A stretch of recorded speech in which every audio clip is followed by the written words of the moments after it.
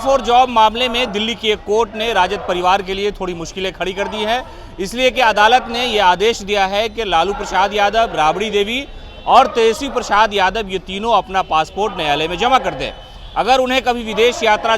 करनी हो, अगर कभी उन्हें किसी भी काम के लिए विदेश जाना होगा, तो उन्हें पासपोर्ट अदालत से लेनी होगी और अनुमति भी न्यायालय ही देगी। दरअसल जो मामला था लैंड फॉर जॉब, उसमें सुनवाई हो रही थी और दिल्ली के राव जेवेन्यू कोर्ट में इस पूरे मामले की सुनवाई हुई आज, जिसमें राजद परिवार के लिए थोड़ी मुश्किलें हो गई है, इसलिए कि लालू प्रसाद यादव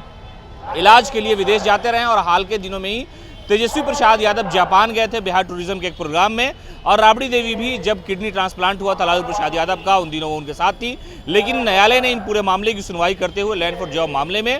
तीनों व्यक्ति को, यानी एक मौजूदा समय में बिहार का उप मुख्यमंत्री है, तो दो ऐसे व्यक्ति हैं जो बिहार के मुख्यमंत्री रह चुके हैं, राजद सुप्रीमो लालू प्रसाद यादव और उनकी पत्नी राबड़ी देवी भी बिहार की मुख्यमंत्री रही हैं। यानी लैंड फॉर जॉब मामले में इन तीनों को आरोपी बनाया गया था और इससे पहले कई लोगों को इसमें शामिल किया गया था। लेकिन सबसे चौंकाने वाली खबर यह थी कि तेजस्वी प्रसाद यादव का नाम हाल के दिनों में ही उस चार्जशीट में शामिल किया गया था और लोगों ने यह कहना शुरू कर दिया था कि जो केंद्र की मोदी सरकार है वो संस्थाओं का गलत इस्तेमाल कर रही है और दुरुपयोग करते हुए विपक्ष के नेताओं को एक तरह से फंसाने की पूरी साजिश कर रही है। उस दौरान जब इस पूरे मामले की सुनवाई राव जेवेन्यू कोर्ट में हुई, तो तेजस्वी यादव को, लालू प्रसाद यादव को और राबड़ी देवी को